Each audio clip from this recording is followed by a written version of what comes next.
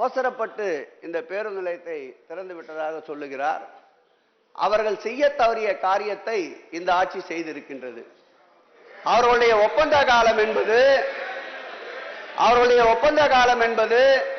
2021 ஆண்டு மார்ச் 13ஆம் தேதியோடு அந்த பணியினுடைய பணி நிறைவு ஒப்பந்தம் கோரப்பட்டிருந்தது. அவர்கள் காலத்தில் 30% பணிகள் தான் முடித்திருந்தார்கள்.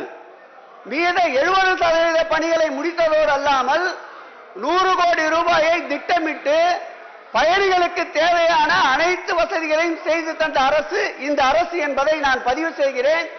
எதிர்க்கட்சி தலைவர் மற்ற உறுப்பினர்கள் வந்தால் அந்த கிளாம்பாக்கம் பேருந்து நிலையத்தை முழுமையாக சுற்றி பார்த்து விட்டால் நிச்சயம் மாண்புமிகு முதலமைச்சர் அவர்களை எதிர்க்கட்சி தலைவரே புகழக்கூடிய அளவிற்கு அந்த கிளாம்பாக்கம் பேருந்து நிலையம் அமைந்திருக்கிறது என்பதை மாண்புமிகு சட்டப்பேரவை தலைவர் வாயிலாக எதிர்க்கட்சி தலைவருக்கு தெரிவித்துக் கொள்கிறேன்.